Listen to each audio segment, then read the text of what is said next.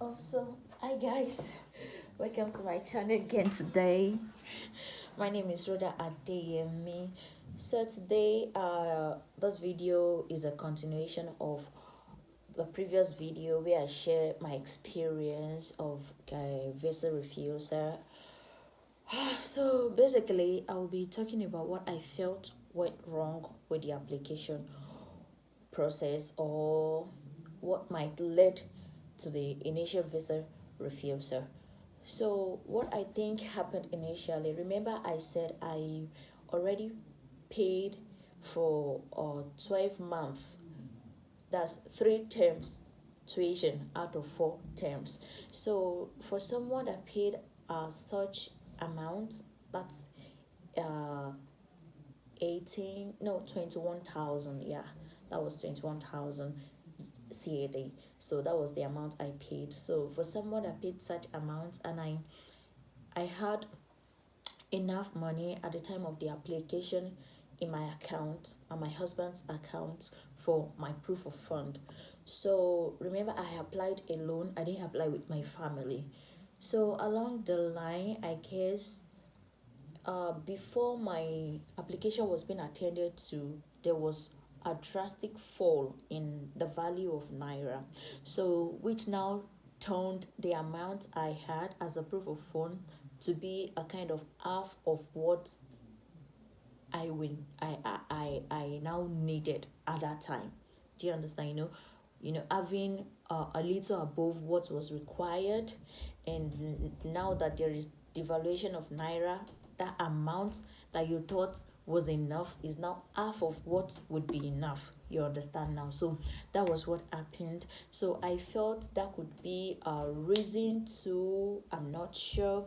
And another thing I noticed is I sent too much of web forms, as in, and I wrote 2 emails. So I felt for anyone responding to my application, it could sound like a kind of desperation or something like that. So because my application was not even up to a month yet before I started sending them web forms, almost every day I sent web forms, web forms, web forms, web forms, and emails. So I think that too is another problem. I remember I said a friend of mine, a sister, also helped me to check my SOP to know if there was anything wrong in the SOP I submitted initially, and she highlighted uh um some areas where I needed to adjust or modify. Do you understand? So she said my SOP was too lengthy, that I should kind of reduce it to a detailed points, and also I should attach my initial refusal with my second application.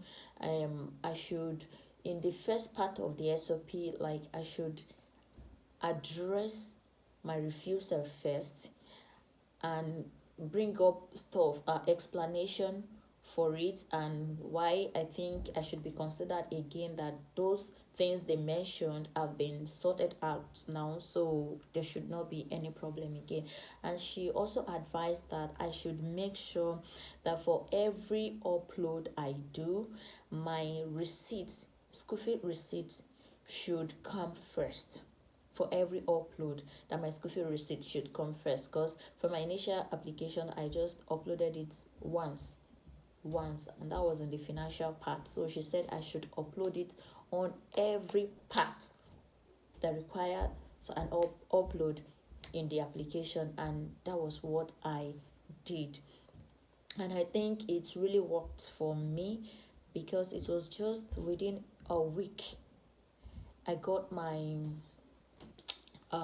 application approved, and a request to submit my international passport, which was a major turnaround for me, because I was so happy. I was, even though this time around, unlike how I was so overly anxious during the first application, overly anxious in the positive way, and at the end of the day it turned out negative. It really got at me. So for the second application, I didn't really take it to heart like that. I was just being neutral about it. I was ready for for anything.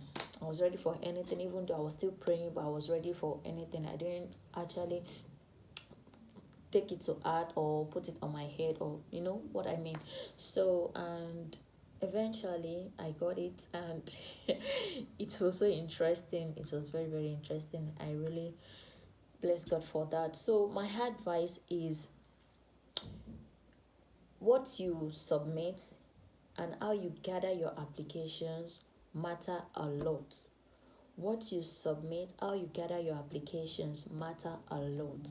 So because some people, it might just be like what I said in the previous video. It might just be a little mistake or something missing that might make your application to be turned down or refused. So but if you have the right guidance on how to go about stuff, so it will definitely be an interesting process, and it will end in praise. So that is just it. So when you're making an application, if you've prayed, done your best, don't push too hard. Don't push too hard in the sense that when it is not necessary to submit a web form, I don't think you should, or one should submit a web form, because that could impact one's application process in a negative way. My thought, because that was what I did. Yeah, that was what I did. And yes, another thing is, for the proof of fund, I now had to get more money. I had to get more money to add up to what I had in my account, so that it will be enough for my application, considering the exchange rate at the moment I submitted the second application. And that was it. So if you have your proof of fund and your documents are well arranged, you put the necessary things at the necessary places. And there is another thing. I think my initial application, for me, I believe these people, they, in every application, there's something they are looking out for. There's something, because I don't think they go through everything we submit. There are some things they are looking out for. So I think it will be necessary, because my first application, I didn't do any table of content. I'm not saying it is compulsory, I'm not saying it is totally necessary, but it might just help someone. Because in my second application, I did a table of content highlighting what and what is in what page, so which will which will help or enhance the assessment of my document. So that's just that about it. So I think it might be different in your own process, but the most important thing is gather the right documents in the right places, and don't do too much.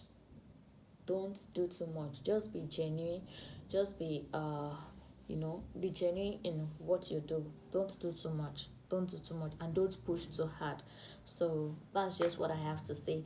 So thank you very much for staying tuned, for watching my video. Thank you very much. Thank you very much. I know it's gradually, this family is going to grow to a bigger one, and let's catch up in the next video, where I will share with you my experience, my first day in Canada. My first day in Canada, my first 2 days in Canada. It's a pathetic one, but I would love to share. So catch up in the next video. Thank you.